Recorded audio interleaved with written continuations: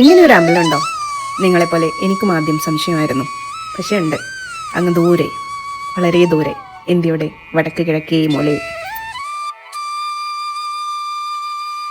ഫ്ലൈറ്റിലോ ട്രെയിനിലോ ഏതിൽ വേണമെങ്കിലും ട്രാവൽ ചെയ്ത് നിങ്ങൾക്ക് അവിടെ എത്താം. എവിടെയെന്നല്ലേ? ആസാമിൽ. ഇതാണ് ആസാമിലെ ലോക്പ്രിയ ഗോപിനാഥ് ബോഡോലി ഇന്റർനാഷണൽ എയർപോർട്ട്.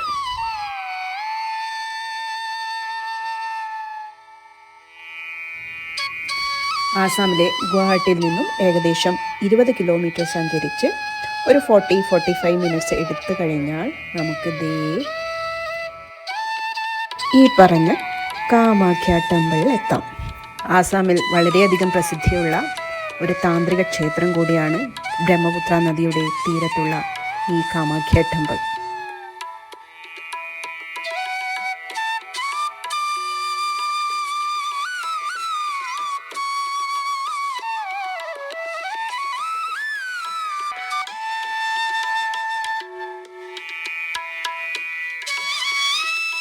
ഗുവാഹട്ടിയിലെ പടിഞ്ഞാറൻ മേഖലയിലെ നീലാചൽ കുന്നിൽ സ്ഥിതി ചെയ്യുന്ന ഈ ടെമ്പിളിനെ ആസാമീസ് അവരുടെ രക്ഷാദൈവമായി ആരാധിക്കുന്നു.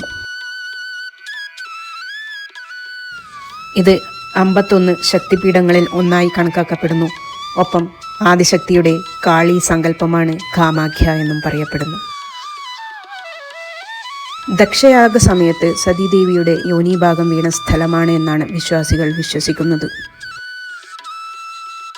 ക്ഷേത്രമന്ദിരത്തിൽ ഒരു ചെറിയ ഗുഹയ്ക്കുള്ളിലായി കൽഫലകത്തിൽ കുത്തിവെച്ചിരിക്കുന്ന സതീദേവിയുടെ യോനിപീഠത്തിലെ ശ്രീചക്രമാണ് പ്രധാന പ്രതിഷ്ഠ. മാതൃത്വത്തിൻ്റെ, ഐശ്വര്യത്തിൻ്റെ, ശക്തിയുടെ, വിജയത്തിൻ്റെ പ്രതീകമായി ആസാം ജനത ഇതിനെ ആരാധിക്കുന്നു.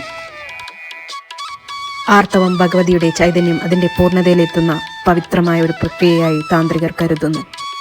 ആർത്തവ സമയത്ത് ഭഗവതി അത്യുഗ്രഭാവത്തിലേക്ക് മാറുന്നു എന്നാണ് വിശ്വാസം. ഈ സമയത്ത് പൂജകളൊന്നും നടത്തില്ല. പക്ഷേ ക്ഷേത്രത്തിൻ്റെ പരിസരത്ത് വൻ ആഘോഷം സംഘടിപ്പിക്കുകയും നാടിൻ്റെ നാനാദിക്കുകളിൽ നിന്നും വിശ്വാസികൾ നീലാചൽ കുന്നിലെത്തിച്ചേരുകയും ചെയ്യുന്നു. 4-ാം ദിവസമാണ് ക്ഷേത്രത്തിൻ്റെ വാതിലുകൾ തുറക്കുന്നത്. ആ ദിവസം വിശേഷാൽ പൂജകൾ ആരംഭിക്കുന്നു. പിന്നീട് തന്ത്രിമാർ നൽകുന്ന ചുവന്ന തുണികളുമായാണ് ഭക്തർ മടങ്ങുന്നത്. ആർത്തവരക്തം പുരണ്ടതെന്ന് കരുതുന്ന ആ തുണി ഭക്തർ നാളത്തേക്കുള്ള അഭിവൃദ്ധിയുടെ ഒരു കരുതലായി, ഭഗവതിയുടെ കരുതലായി കണ്ടുകൊണ്ട് ആ തുണിയുമായി മടങ്ങുന്നു. അതുപോലെ ആചാരപ്രകാരം ഇവിടെ ഭഗവതിയെ പ്രീതിപ്പെടുത്താനായി ആൺമൃഗങ്ങളെ ബലി നൽകാറുണ്ട്. പെൺമൃഗങ്ങളെ ബലി കഴിക്കുന്നത് ഇവിടെ നിഷിദ്ധമാണ്. ആണാടിനെ അല്ലെങ്കിൽ പൂവൻകോഴിയെ നിത്യവും ഇവിടെ ബലിയർപ്പിക്കുന്നു. അതിൻ്റെ മാംസം പ്രസാദമായിട്ട് ഭക്തർക്ക് നൽകി അവർ അത് കറിയാക്കി കഴിക്കുന്നു. അതുപോലെ തന്നെ പൂജയ്ക്കുള്ള ദ്രവ്യങ്ങളായി എല്ലാം ചുവന്ന പൂക്കൾ, ചുവന്ന തുണിക്കഷ്ണങ്ങൾ, ചുവന്ന ചാന്ത്, സിന്ദൂരം എന്നിവയൊക്കെയാണ് അർപ്പിക്കുന്നത്. ദേവിയുടെ ആർത്തവ സമയത്ത് നടത്തുന്ന ഉത്സവത്തെയാണ് അംബുബാച്ചി മേള എന്ന് പറയുന്നത്. അതുപോലെ തന്നെ ബ്രഹ്മപുത്ര നദിയുടെ ഒറിജിൻ അഥവാ ഉത്ഭവം ഈ അമ്പലത്തിലാണ് എന്നും വിശ്വസിക്കപ്പെടുന്നു. ഇവിടേക്ക് നിങ്ങൾക്ക് വരണമെങ്കിൽ മുൻകൂട്ടി ഇതിൻ്റെ വെബ്സൈറ്റിൽ കയറി രജിസ്റ്റർ ചെയ്ത് ബുക്ക് ചെയ്ത് വരികയാണെങ്കിൽ അത് നല്ലതായിരിക്കും. അല്ലെങ്കിൽ വളരെയധികം തിരക്കായിരിക്കും, നീണ്ട ക്യൂവിൽ നിൽക്കേണ്ടി വരും. ചിലപ്പോൾ ദർശനം കിട്ടിയെന്നും വരില്ല. അല്ലെങ്കിൽ പിന്നെ VIP നിരയിൽ നിന്ന് ടിക്കറ്റ് എടുത്ത് കയറാവുന്നതാണ്. പക്ഷേ ചിലപ്പോൾ അതും നമുക്ക് ലഭിച്ചു എന്ന് വരില്ല. അതുകൊണ്ട് തന്നെ ഇങ്ങോട്ടേക്ക് വരുമ്പോൾ മുൻകൂട്ടി ബുക്ക് ചെയ്ത് വരുന്നതായിരിക്കും നല്ലത്.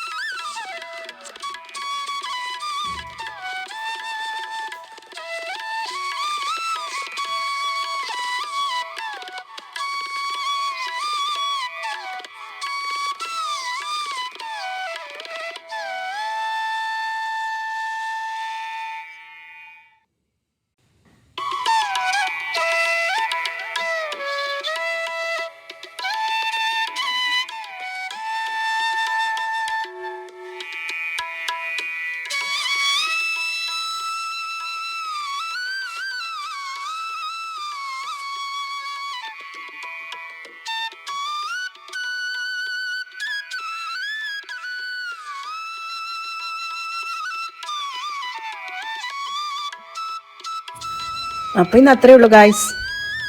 അപ്പോൾ പുതിയ വിശേഷങ്ങളുമായി ഞങ്ങൾ വീണ്ടും വരുന്നതായിരിക്കും. അതുപോലെ ഇതുവരെ നമ്മളെ സബ്സ്ക്രൈബ് ചെയ്യാത്തവർ നമ്മളെ ഒന്ന് സബ്സ്ക്രൈബ് ചെയ്ത് സഹായിക്കണേ പ്ലീസ്. അപ്പോൾ വീണ്ടും കാണുന്നത് വരെ ബൈ.